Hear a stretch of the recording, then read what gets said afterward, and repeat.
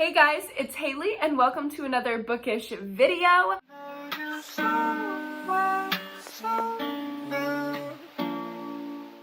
Today I'm going to be starting a romance reading vlog for the month of February because it is love month. So I'm going to be attempting to read some romance for this video.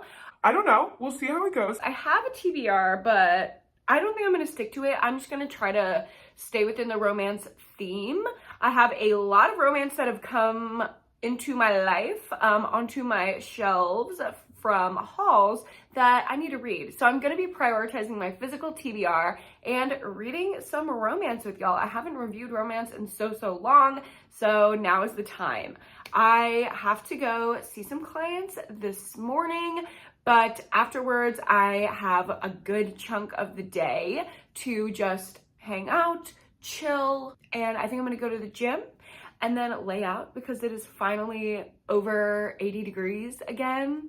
Not like finally, it's over 80 degrees already for the rest of the world, but for me, a Texas girl who lives for laying out by the pool, I am very ready for this over 80 degree weather. So I think I'm gonna go lay out after the gym and start a very highly anticipated read, and that is Secretly Yours by Tessa Bailey. This is gonna be a missed opportunity childhood moment to adult lovers situation. So basically our main female character has had a thing for this guy in high school like 20 years ago, and she just always kind of like pined after him. It was this unrequited crush, and then now 20 years later he's moving back to their hometown and they're reconnecting, and he does not know that she is secretly his. Secretly, she's like, you can have me, all you have to do is say the word, but he has no idea. I think that is so cute, and there's also an element of like love letter writing in here, which I think is just so adorable. So I'm super excited to dive into this one later. Hopefully I will get a good chunk done at the pool and let you know my thoughts.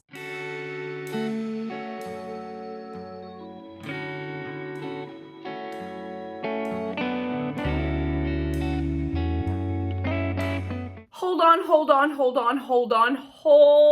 on. I love a romance book again. Leave it to fucking Tessa Bailey. I love this woman. She reads my mind and she knows what I need and she puts it on the page, and I love it. I love her for it. Tessa Bailey. We're connected in some sort of form or fashion because this book is phenomenal.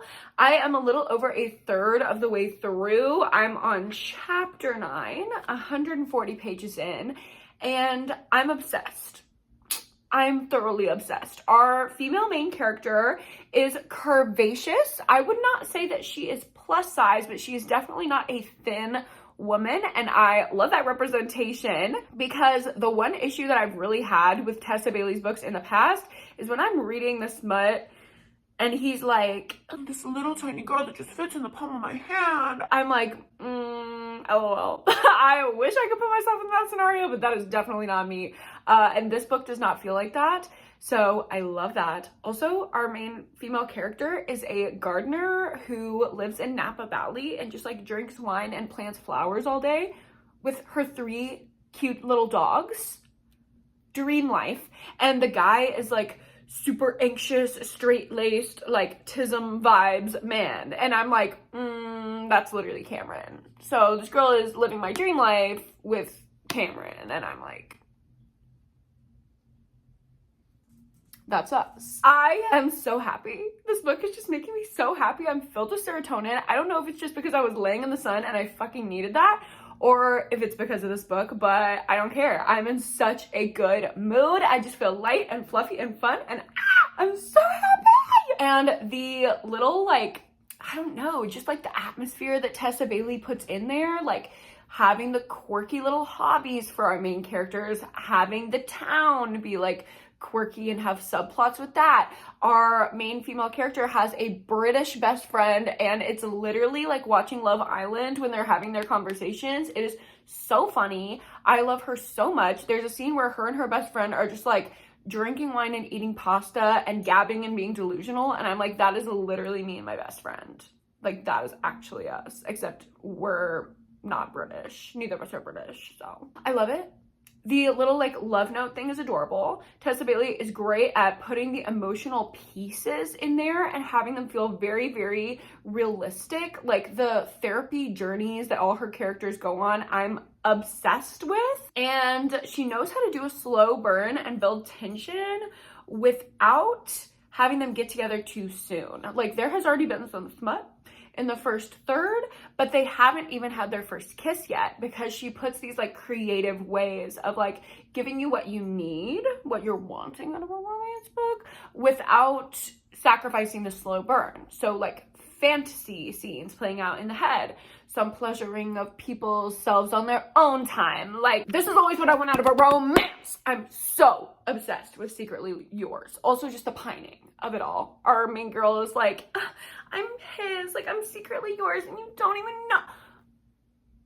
I'm gonna cry. I'm gonna cry my eyes out. So unfortunately I have to get some things done, but I really want to read this book. I'm gonna try to make some time for it, and I'll let you know when I'm having more thoughts.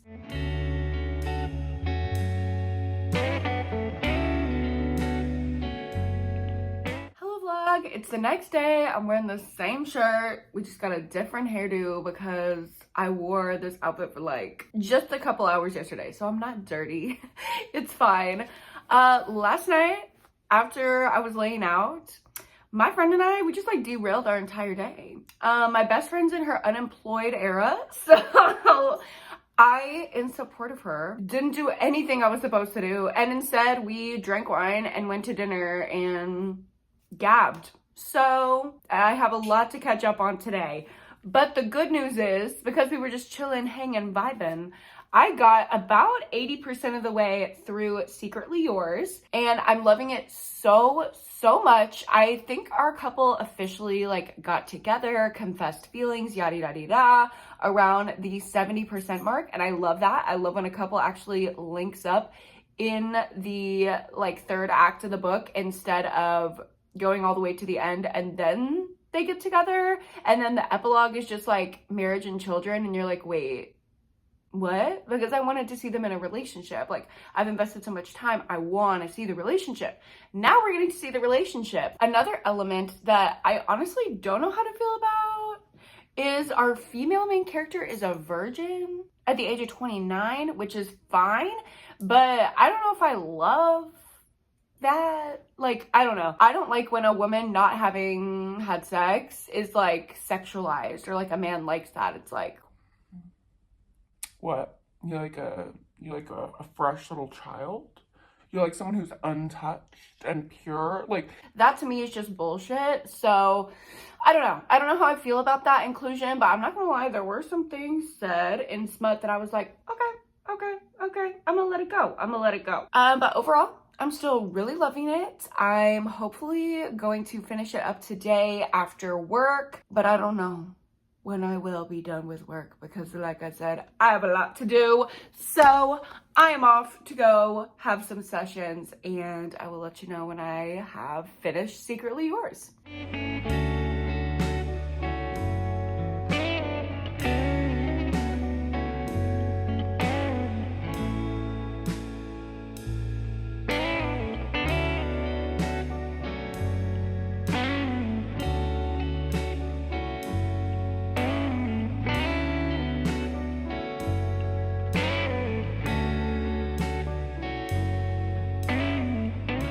Hello vlog. I went to lay out again after work because I just cannot miss out on the sun. I know it's gonna put me behind on all the things I have to do, but I cannot miss out on the sun. Like, it is the #1 form of self-care that I need in my life, is laying and baking in the sun. So that's what I did. And I finished Secretly Yours by Tessa Bailey while I was laying out. I don't think anyone will be surprised to hear that this was a 5-star read for me. The kind of like third act conflict or whatever was really well done. I thought it was not annoying to me. It wasn't just like, okay, we need to throw something in here. Like, it seemed really realistic with the characters that we got to know. So it just worked out nicely for me. I don't know. I enjoy every single second of this book. The only kind of weirdness was the sexualization of a virginal woman. Don't know how I feel, but also it was fine. Like, I love this book. So 5 stars, yay, she's back in her romance era. And this book is perfect for this time of year. If you are looking for a springtime read, this has like sunshine with a nice breeze, a glass of wine on the patio, going to wake up with the morning dew and going on a run, and then planting your garden in the afternoon, and then settling in with a library book at night. Like, that is the vibe of this book. So if you are wanting the spring energy, perfect, perfect, perfect, perfect, perfect, perfect. There's nothing else to say. 5 freaking stars. And then I picked up Loathe to Love You, and I am halfway through the first novella. So this is just a bind up of 3 Ali Hazelwood STEMinist novellas, because they all follow women in STEM and like their 3 best friends who just graduated grad school, and they're going to like all their separate scientist positions, and they're all having little romances. So I'm halfway through the first one, which is following Mara and Liam right here, and their story is called Under One Roof because they were left a house by this woman that they were both really close to. It is Liam's aunt, and it was Mara's mentor. So she passed away, and in her will she left her house to both of them. So they're like forced to live together, but they really are not getting along. So it's like definitely enemies to lovers. Like, it has a strong hate to love feel. This is not just like, oh, I mildly don't like you. Like, no, they really hated each other at first. Now at the halfway point, we're getting to the point where they're like warming up to each other and ordering Chinese food to eat on the couch and watch The Bachelor. Like, very cute. But I will say, I don't love Mara's character. Liam to me is fine. He's not like the best man I've ever read from, especially directly comparing to this man, Julian, but I don't love Mara at all. Like, she's really annoying. If I'm being honest, she's a girl that if I met her, I'd be like, okay, like, it's giving like a little bit of pick me. I don't know, just like the way that she's written, she feels very annoying to me. Like, constantly blasting like Disney music. I don't know. I am not a Disney adult. I can't fucking do that. Like, it really honestly is so annoying to me. So her like doing that, and just like some of the ways that she talks, it's like she will use internet slang like out loud as she's talking, and it's not like in a funny ironic way. It's like deadpan, which I don't know, she's just kind of cringe. So I'm not really rooting for her, but it's fine. Like, it's a novella, so it's not like I have to spend a long time with these characters. And after I finish Under One Roof, I think I'm going to put the little novellas in this book like in between the bigger books in this vlog. So I think I'm gonna start something else, but on my next update, I will let you know what I think about Under One Roof when I finish. Hi, I'm ready to go to happy hour. I'm feeling so cute, so fun, so fresh. Did I get anything done that I needed to get done? It's a no. But you know what I did? Finished this book and made myself look presentable. So something happened today. You know what? Okay, Chihuahuas, can we, whoa, calm down. Guys, we've got to stop. Cut the game. Cut the fucking game. I finished Under One Roof. Don't hate me. Don't cancel me for this. Ali Hazelwood stands. I don't know what it is. This one did not hit for me, unfortunately. It's a 2.5 out of 5. Almost a 2-star. Okay, so that's being nice. That is me being kind, because unfortunately, I really did not like our main female character, and I hate being a hater on a woman. I hate saying that, okay? So I'm gonna give it a 2.5 out of 5 stars to be nice, because that's right down the middle. Okay, that's average. I think there are some people that are really gonna like this story, maybe if you resonate with the main character, but for me, I did not. I actually did not like her at all. And a lot of the descriptions in the smut, it was like the opposite of what Secretly Yours was doing. It was like the guy was thinking in his head like, I thought she was gonna be like hard because she works out so much all the time. You'd think she'd just be like hard and muscular, but she was actually so soft to the touch. girl, I can't insert myself in there. Not a Disney adult who works out could not be me. Like, I just could not relate to her at all. And I'm a self-insert queen when I read romance. So no. Also, if this fucking angle was tilted the entire time, I'm not refilming. I'm not wasting more time talking about this. Y'all, no, the first one was a flop. So we're definitely pivoting. We're not going to do another STEMinist novella.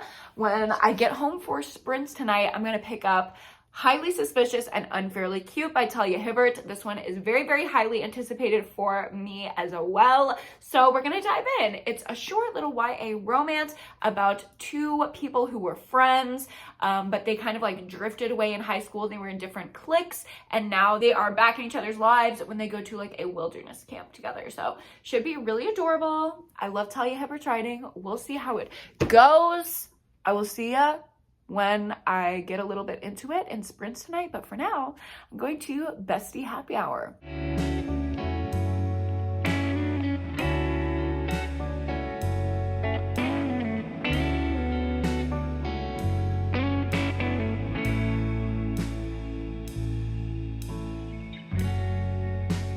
Hello vloggy vlog. We are done with sprints. It is after 11 o'clock at night, so we stayed on for quite a while, and I am 2/3 into Highly Suspicious and Unfairly Cute.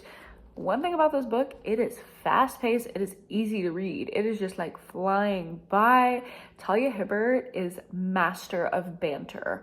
The banter between her two love interests is always so good, and this one is no exception, so it makes it go just like really fast. It's so easy to read, but I will say I'm not feeling a lot of chemistry. There's very much a friend vibe here, and I feel like it's because, so these two were actually like hating each other. They called themselves arch nemesis, like nemesis, arch nemesis, I guess, at high school. So it was not just like, oh, we were friends and then we faded away. Like, no, this was friends to enemies to lovers, but there was like a weird moment for like half of the book where they were just like building up to even being friends again and like making up for all the past wounds. And it just like, it doesn't feel like a romantic vibe to me, even when they're like being lovey and like confessing their crushes for each other and da-da-da-da-da, which just happened at the 67% mark. Like, it's just not feeling super romantic. Maybe because this is YA and I'm comparing it to the two adult romances that I just read, but I don't know. It's just not a lot of tension, not a lot of passion. It's very sweet, pure kid love, like puppy love vibes. It's adorable. I love both of our characters, but I don't necessarily love them together. I especially love our male character though. He's a bisexual man and we love that representation, and he also has OCD and we love that representation. He's a really well-rounded character. He's developed super well. I feel like I understand his motivations and I want to be his friend, to be quite honest. And then our little girly is so quirky. She's like a little TikTok star. She's got this like unique style. She's plus size. She's confident. She's weird and she like leans into it. She's not ashamed of it. I really love both of these characters, but especially the guy. I like want to be his BFF. Very sweet, very pure, but not a lot of depth, and I'm not quite buying the chemistry. That's kind of where I'm at. We'll probably just go to bed since it is so late, but if I decide to pick up the book in the morning before I head to my sessions, I will give you an update in the morning. Hello vlog, how are ya? It's the next morning. please ignore this massive pimple. I literally am in so much pain, like it's hard to talk. I have not had a pimple like this since like high school. This is crazy. Like I feel like I can barely move my mouth. It hurts so bad. Get off birth control, but when you do, just be prepared for your entire body to revolt against you. I got up a little bit early this morning. Didn't even try to, it just happened, you know? Sometimes it happens and I'm like, wow, I invented waking up early. I am an early riser. This is my personality. So I sat with my coffee and I finished Highly Suspicious and Unfairly Cute. I really liked the ending. I did feel the chemistry, but I didn't feel the passion, if that makes sense. I never felt the feels. I didn't feel the emotion of it all. I was just kind of like an outside observer that was like, this is so cute. This is so pure. Like these kids in their little friends to lovers moment. It was adorable. I loved the banter so much. That was the highlight of the book. It was just such an easy read because the characters' dialogue felt so natural and so authentic. So I loved that. I also love the representation in this book. Mental health wise, amazing. LGBTQ plus, amazing. And obviously they're both characters of color. So Talia Hibbert is just always doing it right. I just didn't feel the emotional piece. It definitely wasn't a bad book. I would still recommend it if you want something like fun and light and just not that deep, but it didn't hit for me like a 4-star would. So I just took a half a star off and moved it down to a 3.5. 3 feels a little harsh, 4 feels like a little too much. So we landed at a 3.5. A little disappointing because I was really looking forward to this one, but also not too surprising because I knew that it was going to be YA and it might not click, and that's kind of exactly what happened. Now I think I'm going to move on to my last book of the vlog. I was going to do some Loathe to Love You novella moments, but I really just disliked that first one that I read so much that I don't want to put myself through it. So I'm going to get into The Rewind by Allison Wynne Scotch. This is a book of the month pick romance that is taking place in 1999, and it has some like magical realism, time travel, lost time elements. Two exes, after 10 years being apart, wake up together with wedding bands on their fingers with no idea how they got there, and they have just one New Year's Eve at the end of 1999 to figure it out in a big-hearted and nostalgic rom-com. Obviously, it takes place in the late 90s. The nostalgia is gonna be there, and I love the like piecing time together kind of element. Y'all know that's like my favorite trope ever in any kind of genre of book, so I'm excited to read that in a romance, and I will let you know when I have thoughts. I do have to work, but I'm gonna try to take some time to read because I have my long distance bestie coming in town tonight to stay with me, and I know I'm probably not gonna want to vlog. I'm just gonna want to hang out with her this weekend. So if I don't read this book today, then it's gonna be a few days until I see you next, but I'll keep you posted.